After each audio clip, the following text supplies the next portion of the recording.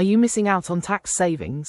Households across the UK could unlock £18,570 tax-free with a clever HMRC loophole. Households are being urged to check if they could earn as much as £18,570 tax-free with a personal allowance loophole via HMRC. Normally, anyone who works can earn £12,570 without paying income tax on it. This is known as the personal allowance. But did you know that if your annual income is under £18,570, you might be eligible for a tax-free savings allowance boost? Yes, you could boost your tax-free allowance all the way to that number using an HMRC loophole known as the starting rate for savings. Starting rate for savings allows people to add another £5,000 tax-free allowance for savings interest income. If you earn less than £12,570 from work or your pension, you can get the full £5,000 allowance, which means you're allowed to earn up to £5,000 in interest without paying a penny of tax on it. But that's not all. You can also add another £1,000 via the personal savings allowance, further reducing your taxable savings interest. Which means you can earn another £1,000 of savings interest without paying tax on that either. If you earn less than £18,570 a year from earned income and savings combined, then all your interest from those savings could be tax-free. That's because you get your personal allowance before you start to pay income tax, £12,570, plus the starting rate for savings, up to £5,000, and the personal savings allowance, £1,000, all in combination. That's £18,570 in tax-free earnings. The expert Martin Lewis explains, if you earn less than £18,570 a year from earned income and savings combined, then all your interest from those savings could be tax-free. That's because you get your personal allowance before you start to pay income tax, £12,570, plus the starting rate for savings, up to £5,000, and the personal savings allowance, £1,000, all in combination.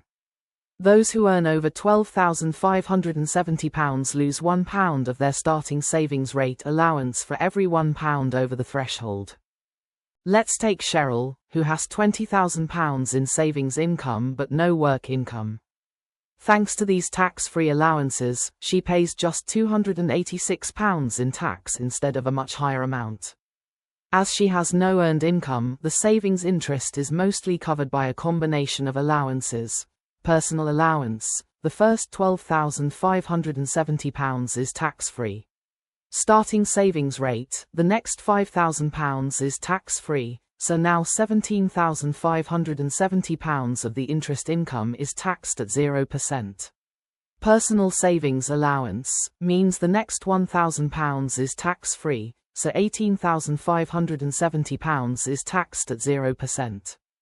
This leaves Cheryl with £1,430 of savings income which she will need to pay tax on. As she has no other income, this will be charged at the basic 20% rate, so she'll pay £286 in tax. HMRC explains, you may also get up to £5,000 of interest and not have to pay tax on it. This is your starting rate for savings. The more you earn from other income, for example your wages or pension, the less your starting rate for savings will be. You're not eligible for the starting rate for savings if your other income is £17,570 or more. Your starting rate for savings is a maximum of £5,000. Every £1 of other income above your personal allowance reduces your starting rate for savings by £1. HMRC gives the example. You earn £16,000 of wages and get £200 interest on your savings.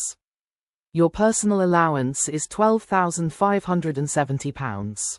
It's used up by the first £12,570 of your wages. The remaining £3,430 of your wages, £16,000 minus £12,570, reduces your starting rate for savings by £3,430. Your remaining starting rate for savings is £1,570, £5,000 minus £3,430. This means you will not have to pay tax on your £200 savings interest. If you already have paid tax on your savings income, you can reclaim it via self-assessment tax return and can backdate your claim for any of the past 4 years. Don't leave money on the table. Check if you qualify for the HMRC savings tax loophole and keep more of your hard-earned cash. Subscribe to Financial Decisions for expert insights. Hit the notification bell and stay ahead in financial planning.